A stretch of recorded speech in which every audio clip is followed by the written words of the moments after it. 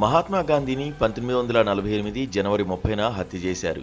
ఆ దురాగతానికి పాల్పడిన హంతకుడిని తన భావజాలము, ప్రచారము పురిగొల్పాయన్న ఆరోపణను రాష్ట్రీయ స్వయం సేవక్ సంఘ్ తీవ్రంగా తిరస్కరించింది. సర్దార్ వల్లభాయ్ పటేల్ తన కార్యకలాపాలపై విధించిన నిషేధం పూర్తిగా న్యాయవిరుద్ధమని సంఘ్ వాదించింది. ఆర్ఎస్ఎస్ వాదనను మాట వరుసకు ఒప్పుకుందాం. అయితే సంఘ్కు దాని ఆశీస్సులతో ఆవిర్భవించిన భారతీయ జనతా పార్టీకి ఒక ప్రశ్నను సంధిద్దాం.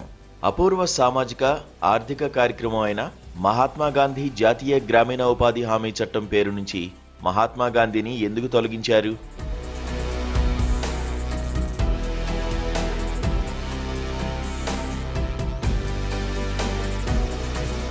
జాతిపిత మహాత్మా గాంధీ పేరిట ప్రారంభించిన Mahatma Gandhi national employment guarantee scheme parliament చట్టం ఆధారంగా ఉనికిలోకి వచ్చింది.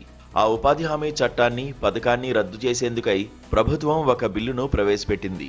ఆ బిల్లులోని సెక్షన్ 37(1) ఇలా ఉన్నది.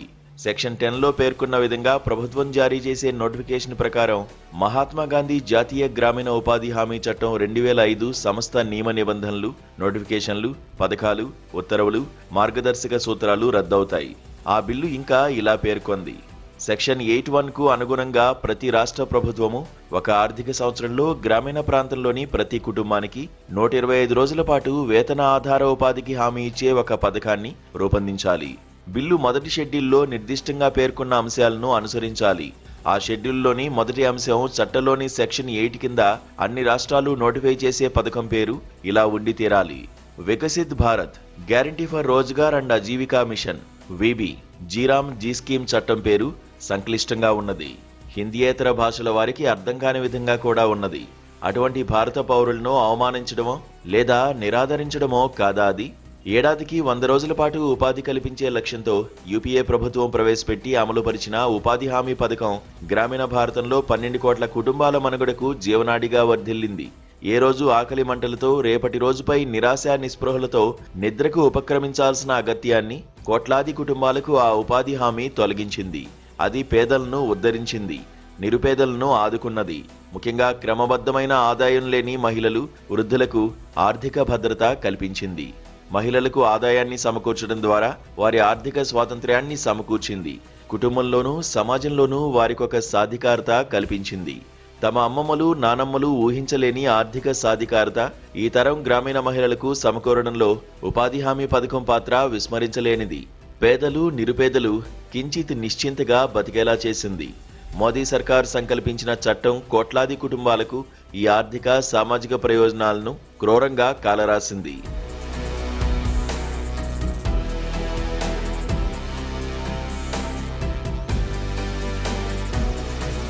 యూపీఏ ప్రభుత్వ మొదటి బడ్జెట్ ప్రసంగంలో నేను ఇలా చెప్పాను. బడ్జెట్ సంస్థ కేటాయింపుల మొదటి లబ్ధిదారులు పేదలే కావాలనేది మా అభిమతం. ఆ సంకల్పంతోనే జాతీయ ఉపాధి హామీ చట్టం అమలుకు చురుగ్గా చర్యలు చేపడుతున్నాం. పేద కుటుంబాల్లో శారీరక శ్రమ చేయగల ప్రతి వ్యక్తికి ఏడాదికి 100 రోజుల పాటు తప్పనిసరిగా ఉపాధి కల్పించేందుకు హామీ పడడమే మా లక్ష్యం. జీవనోపాధి భద్రతకు హామీ అనేది ఆ చట్టం ఆత్మ. దాని ప్రధాన లక్షణాలు: ఉపాధి హామీ పథకం సార్వజనీనమైంది, డిమాండ్ ఆధారితమైంది. ఏడాది పొడవునా అది అమలవుతూనే ఉంటుంది. ఉపాధి హామీ లబ్ధిదారుల వేతనాలు కేంద్ర ప్రభుత్వమే చెల్లిస్తుంది. ఈ పథకం అమలుకు అవసరమైన ఆర్థిక వనరులను కేంద్రం సమకూరుస్తుంది. పనులకు అవసరమైన సామాగ్రి వ్యయంలో 25% రాష్ట్ర ప్రభుత్వం భరిస్తుంది. ఉపాధి కల్పనకు తిరస్కృతుడైన వ్యక్తి నిరుద్యోగ భృతికి అర్హుడు. భవిష్యత్తులో మహిళా శ్రామికులకు మరింత ప్రయోజనకరంగా ఈ పథకాన్ని అమలుపరచడంపై ప్రభుత్వం దృష్టి పెడుతోంది. నరేంద్ర మోదీ ప్రభుత్వం సంకల్పించిన కొత్త చట్టము, పథకము మహాత్మా గాంధీ జాతీయ గ్రామీణ ఉపాధి హామీ పథకం ప్రయోజనాలు అన్నింటినీ ధ్వంసం చేసింది. కొత్త చట్టం ప్రకారం ఏ రాష్ట్రానికి ఆ రాష్ట్రం తన అవసరాలకు అనుగుణంగా ఉపాధి హామీ పథకాన్ని రూపొందించుకోవాలి. దాని అమలుకయ్యే వ్యయాన్ని కేంద్ర, రాష్ట్ర ప్రభుత్వాలు 60:40 నిష్పత్తిలో భరిస్తాయి. కేంద్ర ప్రభుత్వం ప్రతి రాష్ట్రానికి నియమ నిబంధనల ప్రకారం నిధులు కేటాయిస్తుంది. అమలు వ్యయాలు కేంద్రం కేటాయింపుల కంటే అదనంగా ఉన్న పక్షంలో ఆ అదనపు ఖర్చులను రాష్ట్ర ప్రభుత్వమే భరించి తీరాలి. ఏ ప్రాంతాల్లో పథకం అమలవుతుందో కేంద్ర ప్రభుత్వమే నోటిఫై చేస్తుంది. ఇది డిమాండ్ ఆధారిత పథకాన్ని దొంగచాటుగా సరఫరా ఆధారిత పథకంగా మార్చివేయడమే కాదు, రాష్ట్ర ప్రభుత్వాలు ఏడాదికి 125 రోజుల చొప్పున గ్రామీణ పేదల కుటుంబాలకు ఉపాధి కల్పన చేయడం అనేది ఒక భ్రమ మాత్రమే. అది అసంభవం. వ్యవసాయ పనులు, నాట్లు, కోతలు, నూర్పిళ్లు ముమ్మరంగా ఉన్న రోజుల్లో ఈ కొత్త పథకం అమలును నిలిపివేస్తారు. ఈ సేద్య కార్యకలాపాలు ముమ్మరంగా ఉన్న దినాలను ముందుగా నోటిఫై చేస్తారు. మొత్తం మీద వ్యవసాయ పనులు ముమ్మరంగా ఉండే రోజులు 60గా ఉంటాయని కొత్త చట్టం నిర్మాతలు పరిగణిస్తున్నారు. నిరుద్యోగ భృతిగా నోటిఫై చేసిన వేతనంలో 25% మాత్రమే ఇస్తారు. పైగా ఇందుకు అనేక షరతులు విధించారు. ముఖ్యంగా సంబంధిత రాష్ట్ర ఆర్థిక సత్తువ ఆధారంగా నిరుద్యోగ భృతి చెల్లింపు ఉంటుంది.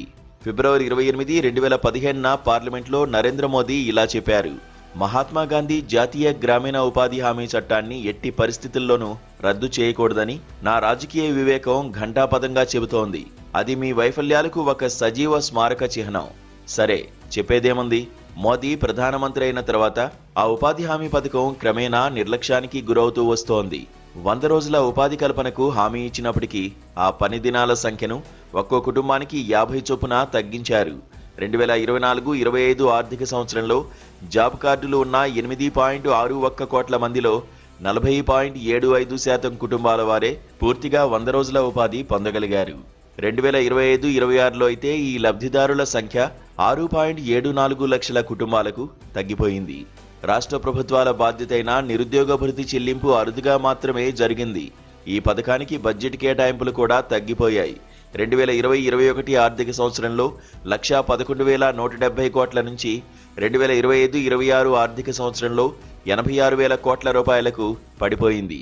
ఉపాధి పని పొందుతున్న కుటుంబాల సంఖ్య కూడా 2020-21లో 7.55 కోట్ల నుంచి 2024-25లో 4.71 కోట్లకు తగ్గిపోయింది. లబ్ధిదారుల వేతన బకాయిలు 14,300 కోట్ల రూపాయల మేరకు పేరుకుపోయాయి.